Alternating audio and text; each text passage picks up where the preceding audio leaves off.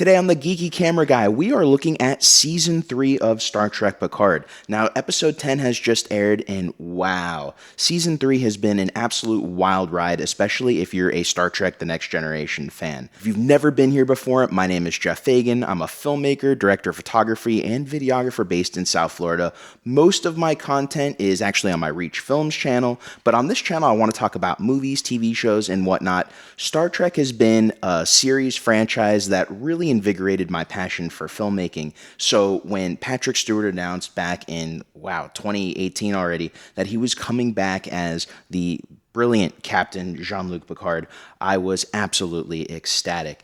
And the first two seasons I watched because I am a super big Star Trek fan, even Discovery, all the other shows I watched, but nothing seemed to quite hit my heartstrings of a Star Trek fan quite like Season 3 of Picard. I think Terry Matalas did an amazing job as the showrunner, especially all of his crew, writing staff. I mean, it's not just him. It is a whole company. It is a whole crew that made that production go. And so I'm very proud of what they did, and kudos to all of them. To find out Terry Matalas had roots in the Star Trek franchise was just absolutely invigorating.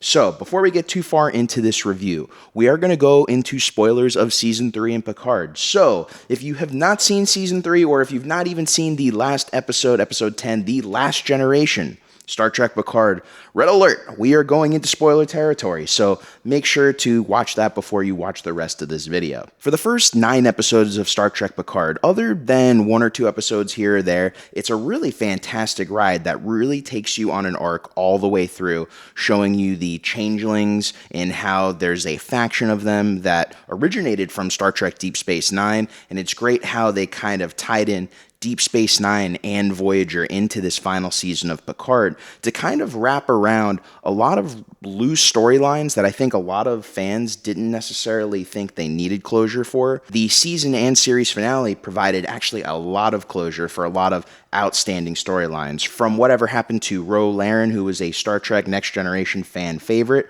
to the current whereabouts of Elizabeth Shelby, who's an admiral, who I think gets gunned down in Episode 9, to the Enterprise F, to other iterations of the Enterprise. I mean, there are just so many Enterprises in Season 3. It brings the wild fan in me out because there's really been no Enterprises at all in Picard. We've had Enterprise, of course, in the other shows, in Discovery, Strange New Worlds. This whole season has been a nice return to form.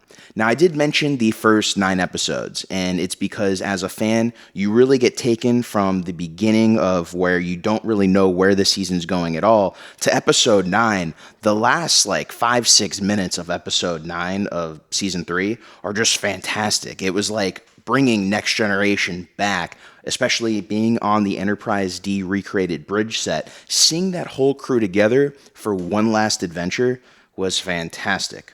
Now, the reason I didn't put 10 in that episode, because 10 is the series finale. I think Episode 10 was really good. I think there's a lot of action in it. There's definitely a lot of stuff that goes on in that episode.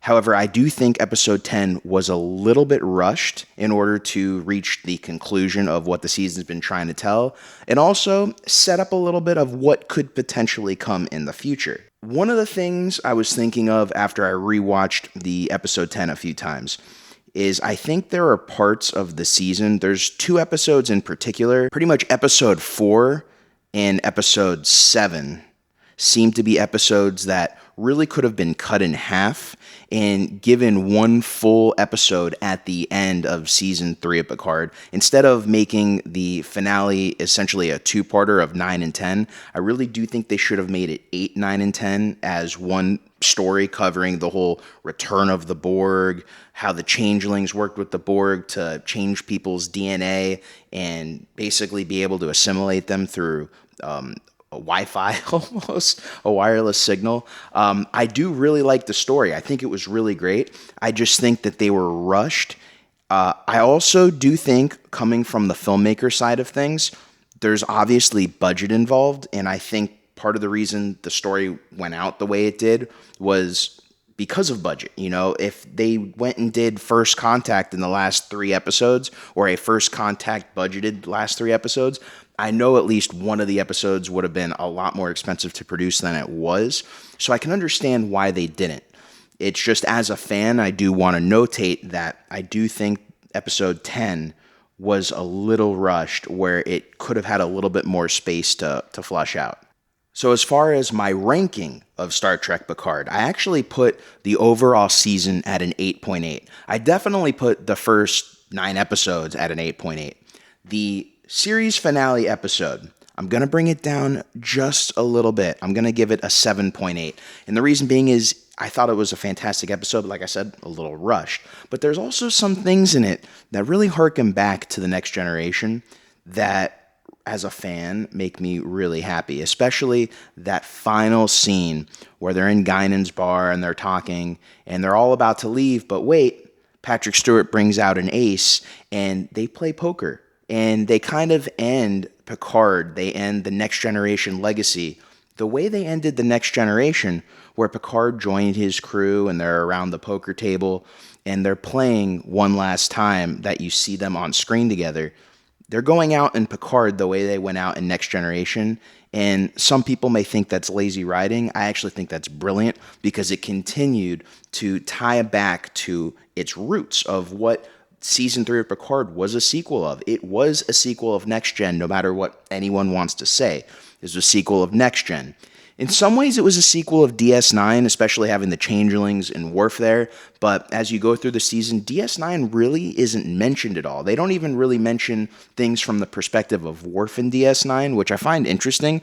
They really mention the events that happened in DS9 through recorded Starfleet history, which becomes a big plot point because Vadic reveals to Picard thought that Starfleet gave the antidote to the changelings. It was really Bashir, who was a Starfleet officer, went and made the antidote on his own and gave it to Odo, and Odo gave it to his people. It's interesting to see how Starfleet recorded that situation differently than we saw it on Deep Space Nine. But there are just a lot of things that you didn't really see from Deep Space Nine, where we definitely saw a lot more or heard a lot more from a series when it comes to Voyager. Now, we obviously have Jerry Ryan, 7 of 9, who was one of the main cast members of Picard for Season 2, Season 3, and obviously was a special guest star in the first season, although was in a decent amount of episodes in the first season as well. But we hear things about, at least a lot more about Star Trek Voyager than we do Deep Space Nine. Janeway's referenced multiple times, although spoiler alert, she does not show up. We do see Tim Russ as Tuvok twice in this season, and it was nice to see him again, another harken back. And it's funny because in the final episode, there really isn't any reference to Voyager, but Tuvok and Seven have a nice scene together, which obviously that in itself is a reference to Voyager. If you didn't stick to the end past the credits, there is one final scene between Jack Crusher and John Delancey playing Q, and he even brings up the fact of, oh, I heard about you, but I thought you were dead. Q reveals to Jack Crusher that don't think of things linearly when it comes to Q. Obviously, they are a timeless people, so the Q we are seeing may be, quote-unquote, younger than the Q that was in Picard Season 2. I don't necessarily know how they're going to play that, but it's a nice thing to tease a potential future of Star Trek if we end up getting this Star Trek Legacy show or whatever it may be that becomes a sequel spinoff of Picard. I want to go out with this video in saying this as someone who's not only a fan of Star Trek, I'm the director of photography on Star Trek Axanar, which is a Star Trek fan film. It's not an official Star Trek project, but I joined it because they started doing this project when there was no Star Trek on TV. Now, obviously, years later, there is Star Trek on TV, and we're finishing this project. But I did it because I'm based in South Florida, and I wanted to kind of have my fingerprints in something that was my favorite franchise, something related to my favorite franchise. However, when we saw Star Trek Discovery, I didn't dislike what they did. I did like what they did. It didn't feel like what we saw when we had the Next Generation, Deep Space Nine, Star Trek Voyager TV shows. And so that was one of the things that I always missed. And when we saw Season 1 and 2 of Picard, those weren't quite the Next Generation. I know they weren't trying to be, and I'm glad we got that in Season 3. But season 3 showed that the older generation of fans still really enjoys Star Trek, especially if it's the Star Trek similar to what they grew up with. Part of the thing that Paramount's trying to do, and I understand their strategy, is they're trying to bring in a younger demographic, a younger generation. It's part of the reason the next show that's been greenlit is Starfleet Academy, because obviously you're going to have younger characters appeal to a younger audience. One of the things I think that the execs at Paramount, maybe even Alex Kurtzman, doesn't necessarily want to admit or realize, or maybe they do and they just don't want to go in this direction, is a lot of the older fan base. I think they think that they're just going to come along for the ride because it's Star Trek. And with Discovery, yes, some of them did come for the ride, but a lot of them did not. A lot of them stopped watching. Me personally, when I got to season 3, I got a little bored with Discovery, although I thought it was going to be game-changing. And then when I got to season 4, I got even more bored with Discovery, to where me personally, I'm just not really into it anymore. Kind of like the way The Walking Dead got, where I was really into the first few seasons, and then as it got older, it just kind of didn't gel with me anymore, so I stopped watching. It wasn't any one thing. It was just kind of the way the show went. And that's kind of where I am with Discovery. I think that the thing CBS should look at is the benefit to having different Star Trek shows is that different Star Trek shows will appeal to the different sectors of the Star Trek audience. Now, I don't know how profitable it is to go to the older generation of Star Trek fans, because obviously there are a lot more younger people than there are the older Star Trek audience.